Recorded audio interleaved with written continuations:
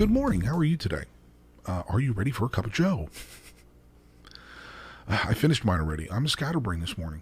But I'm going to tell you about something that just happened and how I think sometimes things are just ordained and people just come along and they help you out. I'm going to mention his name. I don't care. First of all, I hope that you're enjoying these. I hope that you're getting something out of them. I sure am. It's helping me out a lot. I love hearing the comments. So please, if there's something you'd like to hear about, if there's something you think I should do better, I'm not here to like I said, I'm not here to try and monetize this or do anything like that. This is me just trying to talk to my friends and feel some connection. And hopefully you all have that in your life. But please feel free to subscribe. Podbean, excuse me, iHeartRadio, Google Podcast, and Podbean, Podbean is where I load this stuff in. A couple more coming that will that'll have this pushed out to a bunch of different platforms, which is kind of cool. Man, I'll tell you what, I was going to do a couple things this morning. I couldn't think. I couldn't focus. And yeah, I have no problems telling people, and you already know this if you know me. My brain doesn't work right. Sometimes it's very entertaining, and sometimes it's a real struggle.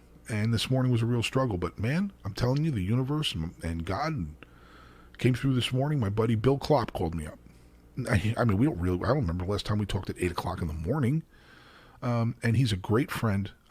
He's a wonderful guy, an amazing father. An amazing husband, great teacher.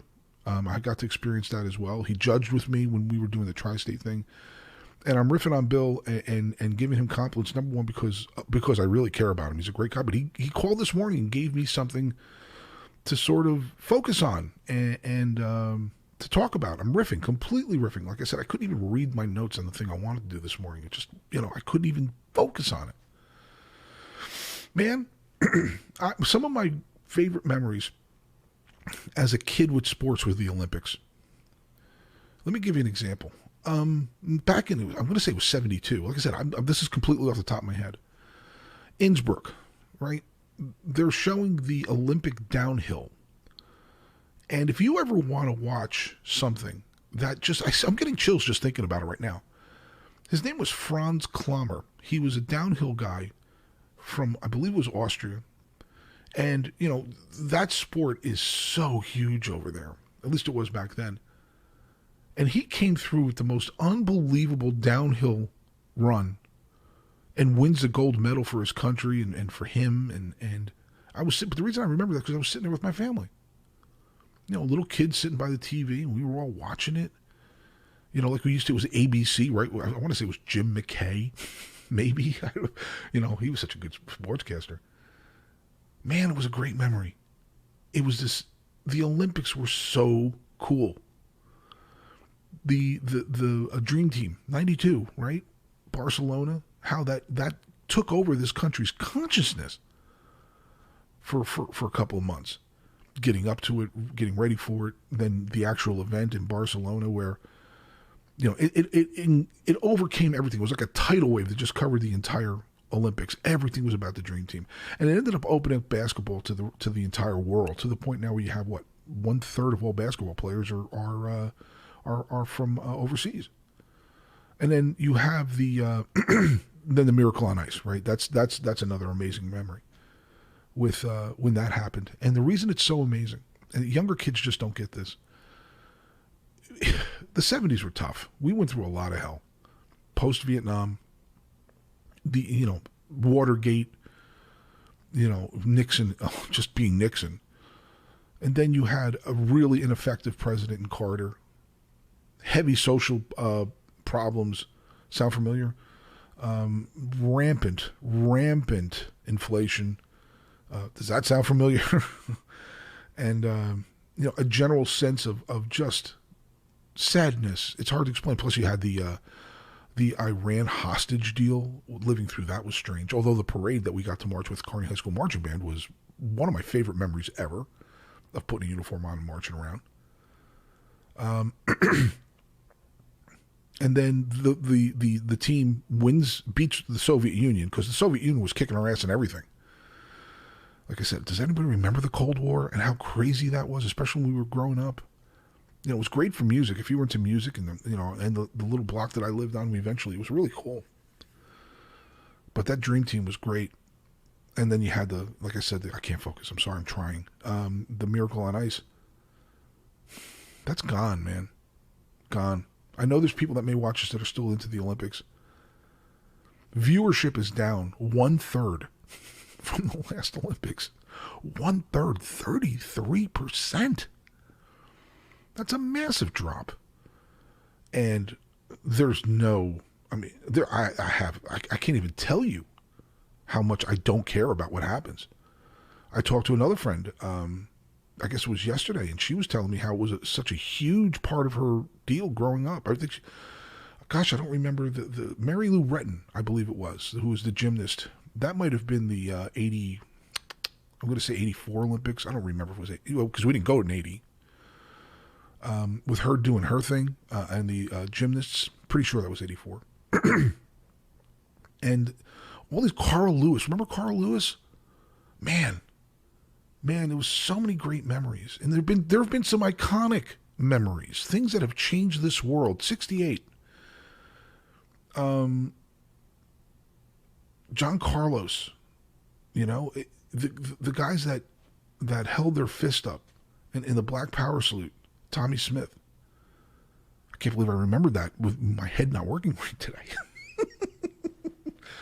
But they were iconic. Tommy Smith and John Carlos doing the Black Power salute in 68 and the impact that it had. Because when you look at what they went through, you just out of Jim Crow in 68. Segregation. It was horrible. It was horrible. We're still trying to recover from it, right? Ali, Cassius Clay, I guess he was a 64. I want to say, I don't remember what years it was, 64, 68. I was a child in 68. I don't remember it. But his stance, the stance that he took, and having the courage that he did, and the Olympic movement, how that impacted so many people in a positive way. Olga Korbut, remember her? 72. Nadia Comaneci, 76. And what do I know about gymnastics? I can't even spell the damn word. It has a G in it. Gymnastics. Why am I talking about this? It unified the country. When you had these people doing these things with the American flag and with their representing their country, man, it made you proud. What are they representing now? You tell me. Basketball team loses, no one cares. They haven't. This is the first time they've lost in was it 16 years? It's the first time in 16 years since they've lost a game or something like that. 2004. Nothing. No one cares. Maybe you do, maybe personally, but the media doesn't. Viewership. I don't feel it anymore because it's become about other things. Look how inclusive and diverse we are. I got you. That's great. You know something? But and Bill, thank you for this. He's the one that thought about this. It's always been inclusive. When was the Olympics not inclusive? When? When was the Olympics not diverse? He reminded me of Greg Louganis, an openly gay man in the 80s, right? Openly gay. And winning a gold medal. Everybody watching him and rooting for him. It wasn't like for you kids out there that ever listened to this that were 30, that weren't born for that. Everybody got behind him. Everyone was into what he was doing. I mean, remember Mark Spitz? Remember him? 72 winning all those medals. For me, it's gone. It's gone because we have been forced apart, and it's heartbreaking. The media is doing everything in their power, and I've said it to you 1,000 times, and I'm going to say it to you 1 billion more times. The media is doing everything in their power to rip us apart by lying to us about things, by picking sides, by trying to make us feel like we're wrong about things when you're watching stuff on TV and you're like, no, stop saying that, you look like an idiot. Man, it wouldn't be great to get back to that. I don't know if that's going to happen. I hope so. I hope so. I'll do my part. I don't want to fight with people and argue with people. The last thing I want to do, I'm doing my part to try and find some commonalities, and they exist. For every one thing, I could find the person, I could find a person who is completely 180% or 180 degrees different than me on the other side of everything. And if we had an honest conversation, I guarantee you, for the one thing that we disagree with, we'll find 5 that we agree on. And it could be something as simple as music. Do you like music? I do too. Okay. You like eating? I do, obviously.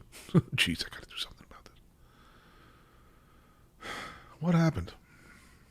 Why did we let it get this way? I don't know. I have no idea. I tend to think we got a little lazy. I tend to think that we became too enamored with our toys. I think we've elevated athletes and artists and entertainers to a level that they shouldn't be elevated to. And let me piss some people off. I don't care. The lack of spirituality in this country. You wanted a godless country? We got it. How are we liking it? We liking it? I'm not saying you have to believe it. You believe whatever you want.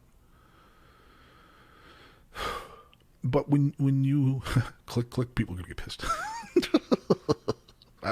Like I said, I'm just going to say what I have to say. When you have when you don't have this base of spirituality and some sort of connection on a level other than our skin color or our, whether we're male or female or whatever, that bond is huge.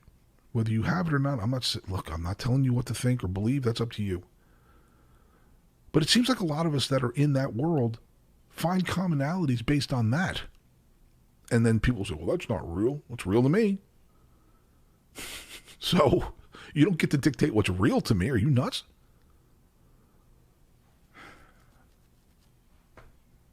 Man, what happened?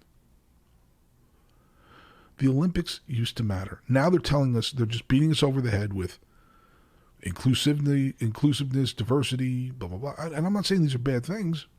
Of course they're not bad things. But the Olympics have always been inclusive and diverse. Jesse Owens in 1936 makes Hitler run away. You want to talk about inclusivity and diversiveness. You want to talk about acceptance. Okay, Jesse Owens in 1936, before World War II, to a regime that was frigging racist, evil. He goes to Germany, wins the gold medal in 1936 when you are dead in the middle of Jim Crow, when you're dead in the middle of some of this insanity that was going on. And the entire country got behind him. To the point where Hitler wouldn't shake his hand, that fucking coward Hitler. Man, what happened? And there's a ton of other stories. Wilma Rudolph and all these great athletes that have done such great things and help bridge gaps. Now it feels like there's a force working here to make sure there are no bridges. Unless you subscribe to a very specific, regimented view of how things should be. If you're part of that crowd, everything's fine. If you're not, you're evil. But the other side does it too. Please. I mean, there's plenty of folks on the right that patriotism, and they don't want to look at some of the issues. The issues exist. Of course they exist. We need answers. We don't need any more freaking fighting. Oh, not on. I miss that. I do miss that. And is it as bad as everybody says it is? And I'll end it with this. You know, I go food shopping, I go whatever. I live in a pretty mixed community race-wise. No issues. Everybody's fine. Everybody's fine. There's this thing where, you know, I guess we're supposed to say, I'm sorry for shit that I've never done. No, I'm not doing that. There's no way I'm doing that. But I'll help you. I will help you. Just let me. And the key is to reach out. A lot of folks on the right, my biggest criticism of the folks on the right now is that they're blaming the other side for a lot of stuff that's going on. Whatever, that's up to you. What are you doing to reach out? Oh, it's 8:30. There you go. What are you doing to help? Instead of getting on Facebook and talking about Trump or something. I don't want to talk about Trump. He ain't my savior. I want to talk about the issues and the solutions. Trump's not a solution. Oh, maybe you'll never watch this again. What I'm saying is, people, we can't put our faith in people. We need to put our faith in us. If we talk, they listen. They have no choice. And that's why I'm saying that. So hopefully this walk down memory lane with the Olympics, and how much I used to love that stuff, man. Maybe the idea is to remember, to focus on those good things and how wonderful it was. Understanding that there's a lot of issues. We know that. Once again, leave it with this. You can focus on good or you can focus on bad. They both exist. And I'm tired. I'm really tired. I'm tired of almost feeling embarrassed sometimes if I show pride in my country. Well, I do love my country. I always will. For all the mistakes it's made, there's been more good. And the Olympics were one of those good things. It was one of those unifying things. So thank you, Bill Klopp. Man, amen, huh? You saved my day today. I want you all to have a wonderful day. Please, I love you. I want you to be kind and decent and listen to people. Gosh, if we fix it, they have no choice. They're politicians. They're going to follow. If we tell them this, they'll do it. Wow, I may have pissed some people off here. But oh well.